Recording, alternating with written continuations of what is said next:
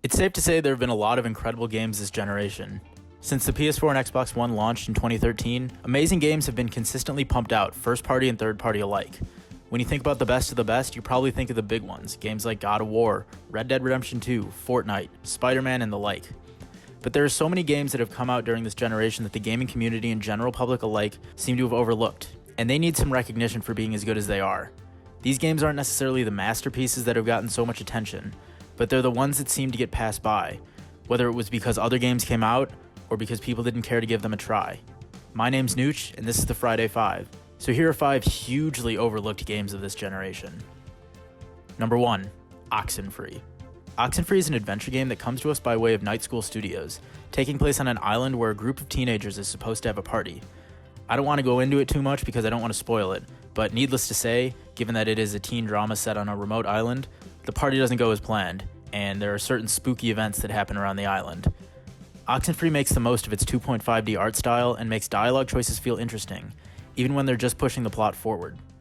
The best part about it though is how it develops the relationships between the characters throughout the game. Depending on your decisions, relationships develop differently, but it always hits amazing coming-of-age beats and makes you want to keep playing to see how they keep going forward.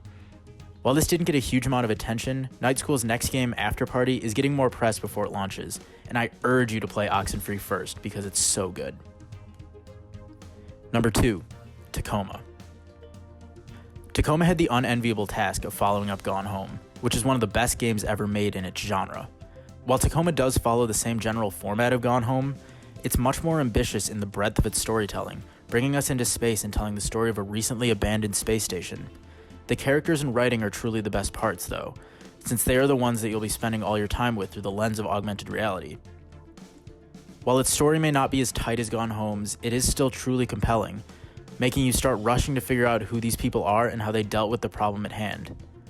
It's certainly not a perfect game, but it feels like it got overshadowed by what came before it, and that people didn't really give it a fair shake. In its genre, Tacoma is still a really solid entry that people who enjoy sci-fi and walking simulators should savor. Number 3, Trials Fusion. With the exception of games like Cuphead, Trials Fusion is probably the most inviting game that turns out to be absurdly difficult. Once you get past the easy and medium stages, it becomes incredibly precise and unforgiving to those who don't put in the work to master it. Its physics are fun, and it never lets go of the ridiculousness of its futuristic premise, even in its hardest moments. Plus, even if you finish all the levels, there are dozens of stage-specific challenges to complete if you want to get 100%. More so than any other game in the series, it's easy to understand for anyone who gives it a go, and it's immediately fun. Unfortunately, despite Ubisoft's publishing support, it fits a pretty niche genre. Though it seemed to sell pretty well, approaching 2 million copies, it doesn't seem to have had much of a lasting impact, especially given the more muted response to its follow-up, Trials Rising, which came out earlier this year. With that said, it should still be counted among the best of its kind, even if there aren't too many to compete with. Number 4, Hitman. As a reboot of a classic series, you would think that IO's 2016 Hitman would have been a huge hit, especially given how deep and open it is. This version of Agent 47's adventures gives the player more options than ever before, with dozens of side activities to do alongside the main target in every level. You'll spend literal hours setting up traps and replaying missions to get those perfect target kills that come in the most brutal ways possible. One thing that probably contributed to Hitman generally being overlooked was that it was released episodically, so they probably hoped you would get lost in each mission for weeks at a time. This took a bit of the wind out of the sails for the initial release, and in today's game economy, it's hard to keep anticipation for that long of a period of time.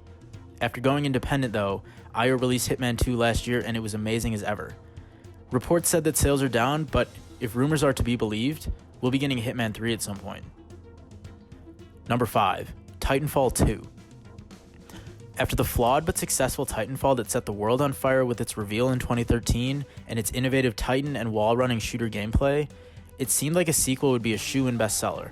But a combination of uninspiring pre-launch demos and a release date that fell in the middle of a barrage of massive AAA titles turned all the attention away from it. Among other games, its release was sandwiched by 2 juggernauts in its genre, Battlefield 1 and Call of Duty Infinite Warfare. Regardless, Titanfall 2 was easily better than its predecessor, building on the tight gameplay that Respawn has now become known for, and adding in a surprisingly meaningful single-player campaign, and it added a grappling hook. Adding on to that was a more developed multiplayer aspect that put everything together so you can play with your friends. Despite getting lost in the shuffle of its packed fall, Titanfall 2 remains one of the best shooters of the generation. It's a shame it doesn't look like we'll be getting a proper Titanfall 3 anytime soon, though it does look like Respawn seems to be doing just fine supporting Apex Legends. So those were 5 games that have been severely overlooked this generation. Let me know what games I missed or if there are any other lists for this series I should do. In the meantime, go play these games. Thanks for watching.